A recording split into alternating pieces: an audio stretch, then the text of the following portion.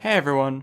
I'm sure you have all heard before when asking high elo players on how to get better to just watch your own replays, and when you go to do that, you can't figure out what you're doing wrong. Most of the time, it all comes down to game knowledge and fundamentals. To show you an example, we're going to be breaking down one of my own high elo games in Grandmasters where I'm playing TF versus LeBlanc, who plays the early laning really poorly. The goal is going to be to teach you the proper way to analyze your own games while testing your knowledge along the way. Before you even start looking at the gameplay though, you need to break down the matchup. TF is an AP control mage versus LeBlanc an AP assassin. TF has more wave clear and lower cooldowns, but LeBlanc does more damage with a full combo. Knowing this, let's look at both game plans. TF's missions will be: Mission 1, push the wave. Since we have a wave clear advantage, we want to use it to get a minion lead. Mission 2, play around cooldowns. Since we have shorter cooldowns than LeBlanc, we want to be pressuring and looking for trades when her abilities are on cooldown. And Mission 3, play around minions. With a minion advantage, LeBlanc can't use auto attacks when trading. If she does, she'll take a lot of damage from minions, basically out trading herself. And then LeBlanc's missions. Mission 1, let the wave push. TF has more wave clear, so if LeBlanc used her W to try and push, she would have no way of trading.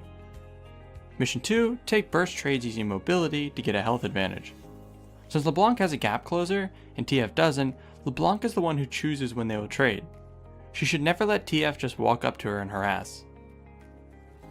And Mission 3, freeze after getting a health advantage.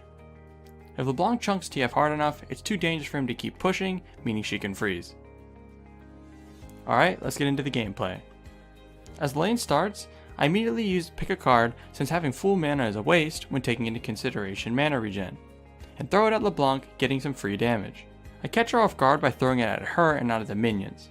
It makes her walk away from them since a common trade with TF is to hit the backline and the champion with the red card. But let's say you're LeBlanc and trying to figure out what you should have done here. I'm sure a lot of you are thinking, just walk away, obviously. The truth is though, I should have lost this trade as TF. The whole concept of trading basically means not taking any free damage, and is a core fundamental of League. Trading your health for their health. If we think back to the matchup breakdown, remember LeBlanc wins burst trades, so all she had to do was simply trade. When I go to throw the red card, she can use her auto W auto combo to proc electrocute, which would definitely do more damage than my little red card. And at the same time, it would damage my minions, resulting in the wave being thinned, which hurts my minion advantage that I want.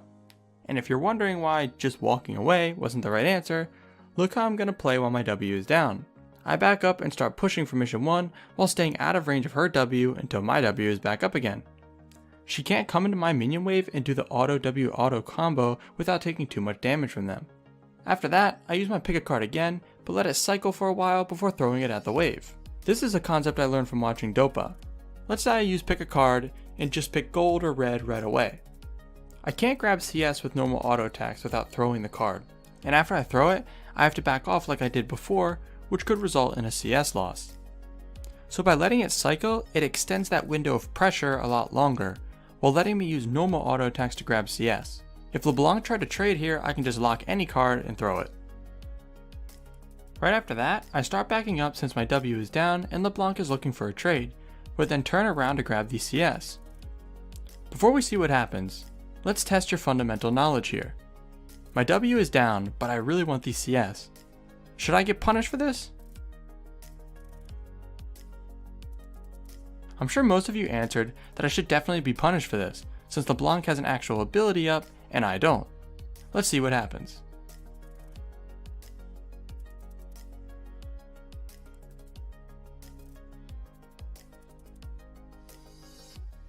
Alright, I won that trade really hard. Let's rewind and break it down. First of all, I turned around to grab the CS because after they die, she doesn't have a wave anymore, and I have 4 minions, plus another wave coming. Taking into account how much damage minions do early on is a very fundamental concept as well, and is why pushing with my wave clear advantage is so important. And if we slow it down, look at how I move when she uses her W. I walk directly at her W mark, so she knows if she goes back to it, I'm still going to hit her with this card that's coming off cooldown. This tricks her into walking the other way, but by putting myself in between both of them, it's impossible for her to salvage this really bad decision. So if you were her and you were trying to figure out what you did wrong, like I said before, always look at the fundamental concepts first. TF had a bigger wave than me here, I shouldn't have went for this trade. It's actually that simple. Anyways, after that I collect my CS and finish crashing this wave on the tower. After LeBlanc clears it, it resets back to the middle and we see the enemy jungler near Raptors. Then she crosses over through mid to topside jungle. This is a very crucial part in the lane and is easily messed up by most players, so let's test your knowledge again. If you were me, would you let the wave push back now or continue pushing and pressuring?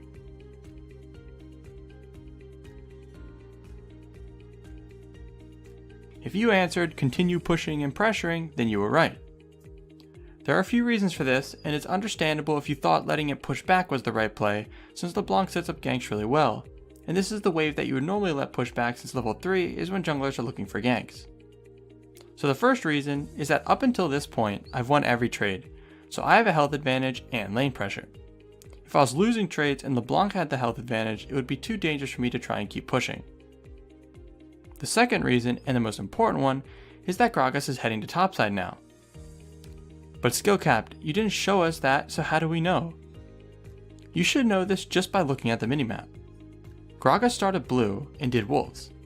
Naturally, he's going to move to his topside camps now. So by pushing, I get mid priority in case he needs me when contesting the scuttle, and if I get ganked before that, he's right here next to me for a counter gank.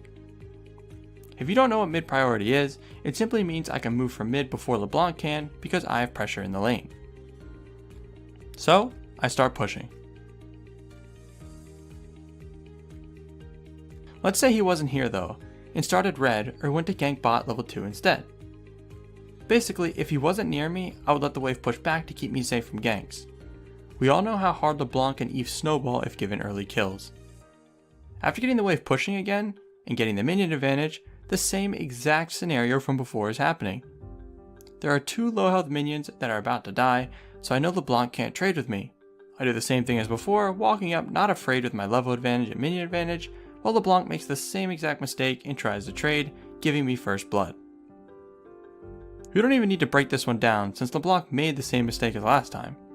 We could do this for hours for every single mistake, but that wouldn't help. The most important thing to take away from this is how important the fundamental core concepts of League are, like trading and minions. Notice we didn't talk about mechanics except for that one little TF trick if that counts.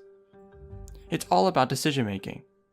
And our ultimate goal here at SkillCapped is to make you a better decision maker, as that is the key to climbing the ranks. Anyways, that's going to be it for this one. Let us know how you did with the test your knowledge questions, along with any feedback on if you liked the questions in the video or not. Also, be sure to check out another one of our guides on screen right now to keep farming that League IQ.